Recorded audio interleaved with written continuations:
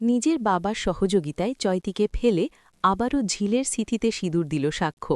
হ্যাঁ বন্ধুরা, ভোলে বাবা পার করেগা সিরিয়ালের আজকের পর্বে এমনি এক টান টান উত্তেজনার মুহূর্ত দেখতে চলেছি।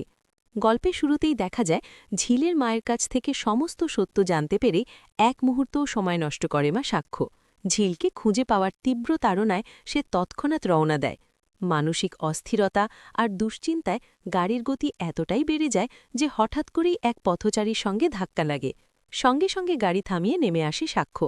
রাগে ফুঁসতে থাকা লোকটি বলে ওঠে, এভাবে বেপরোয়া গাড়ি চালানো হয় নাকি? হাত জোর করে ভাঙা কণ্ঠ সাক্ষ্য উত্তর দেয়, আমাকে ক্ষমা করবেন, আমি আমার জীবনের সবচেয়ে আপন মানুষটাকে হারাতে বসেছি, ওকে খুঁজতেই ছুটছি, দয়া করে আমাকে আটকাবেন না। লোকটি কিছুটা শান্ত হয়ে বলে, ঠিক আছে, কিন্তু এভাবে চালালে বড় বিপদ হতে পারত, তখন যাকে খুঁজছেন তার কাছেও পৌঁছাতে পারতেন না, সাবধানে চালাবেন। নিজের ভুল বুঝে সাক্ষ্য বলে, আপনি ঠিকই বলেছেন, আমি সতর্ক থাকব। আবার গাড়িতে উঠে তার মাথার ভেতর ঘুরপাক খেতে থাকে অজস্র প্রশ্ন। ঝিল, তুমি কেন হঠাৎ চলে গেলে? সেদিন সত্যিটা বললে না কেন? ভগবান, একবার যদি ওর সঙ্গে দেখা হয়, আমি কথা দিচ্ছি আর কখনো ওকে কষ্ট দেব না, যেভাবেই হোক ওকে ফিরিয়ে আনব। সে ভাবতে থাকে, এত স্টেশনের মধ্যে ও কোনটায় নামবে, কোন বাসে উঠেছে। ঠিক সেই সময় সামনে একটি বাস দাঁড়াতে দেখে সে ছুটে যায়। একে একে যাত্রীরা নামছে আর সাক্ষ্য সবার মুখের দিকে উৎকণ্ঠা ভরে তাকিয়ে আছে। হঠাৎ করেই বাস থেকে নেমে আসে ঝিল। সাক্ষ্যর চোখ ভিজে ওঠে, মনে মনে বলে, ভগবান, তুমি আমার প্রার্থনা শুনেছ। ঝিল সামনে এগিয়ে যেতে থাকে। হঠাৎ পিছন থেকে সাক্ষ্য জোরে তার নাম ধরে ডাকে। ঝিল মনে মনে ভাবে, আমি নিশ্চয়ই ভুল শুনছি, আমাকে ডাকবে এমন কেউ নেই, যে ডাকবে সে তো আজ বিয়ের মণ্ডপে থাকার কথা। কিন্তু আবার ডাক শুনে সে ফিরে তাকায়, দেখে সাক্ষ্য হাত বাড়িয়ে দাঁড়িয়ে আছে। ঝিল থমকে যায়। ধীরে ধীরে দুজন একে অপরের সামনে এসে দাঁড়ায়। অবাক হয়ে ঝিল বলে, স্যার, আপনি এখানে?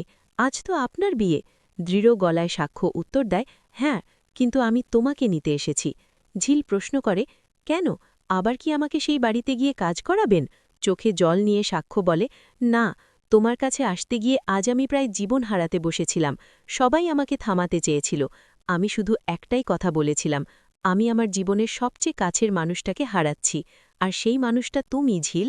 কাপা কণ্ঠে সে আরও বলে, প্লিজ, আমাকে দূরে সরিয়ে দিও না, আমার হাত ধরো, আমার সঙ্গে বাড়ি চলো। ঝিল বলে, এটা পাবলিক প্লেস, হাত ছাড়ুন, আমাদের সম্মান বলে কিছু নেই। শান্তভাবে সাক্ষ্য বলে, আমার এখন আর কোনো সম্মান নেই। যদি থাকত, আমি কি বিয়ের আসর ছেড়ে তোমার কাছে আসতাম? তুমি কি একবারও ভাবলে না আমার কষ্ট হয়নি? চোখে জল নিয়ে ঝিল বলে, আপনি আমাকে নিয়ে গেলে সবাই আমাকে অপমান করবে। দৃঢ় কণ্ঠে সাক্ষ্য বলে, হতে পারে, কিন্তু আমার স্ত্রীকে কেউ অপমান করলে আমি চুপ করে থাকব না, আমি সবসময় তোমার পাশে থাকব। ঝিল চলে যেতে চাইলে সাক্ষ্য বলে, তোমার গাড়ি এখানেই আছে, আমি নিজে তোমাকে সম্মানের সঙ্গে পৌঁছে দেব। তারপর সে বলে, ভাবো তো, তুমি যদি ব্যাঙ্গালোর চলে যাও আর হঠাৎ শোনো আমি আর নেই, তুমি কি শান্তিতে থাকতে পারবে?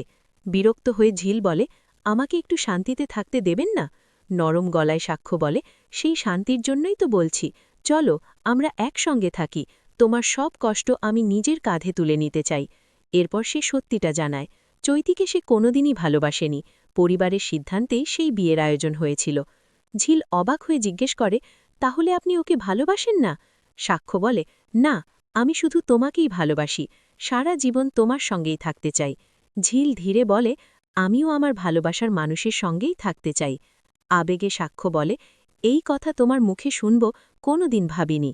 শেষে সে বলে, বাড়ির লোক না মানলেও আমরা একসঙ্গে থাকব, তুমি গান গাইবে, আমি ডাক্তার না থাকলেও তোমার পাশে থাকব, কিন্তু আমরা কখনো আলাদা হব না। সে ঝিলের চোখের জল মুছে দেয়। ঝিল অবাক হয়ে ভাবে, আজ এ কোন সাক্ষ্যকে দেখছি। অবশেষে ঝিল বলে, ঠিক আছে, কিন্তু এখন আমাকে কোথায় নিয়ে যাবেন? হেসে সাক্ষ্য উত্তর দেয়, আমার বউ বানিয়ে, ভালো করে বিয়ে করতে। সে ঝিলকে গাড়িতে বসায়, একটি গান চালায়। লজ্জায় ঝিল মাথা নিচু করে। সাক্ষ্য হাত বাড়িয়ে দেয়, আর ঝিল ধীরে ধীরে তার হাত ধরে। ভিডিওটি ভালো লাগলে চ্যানেলটি সাবস্ক্রাইব করতে ভুলবেন না। ধন্যবাদ।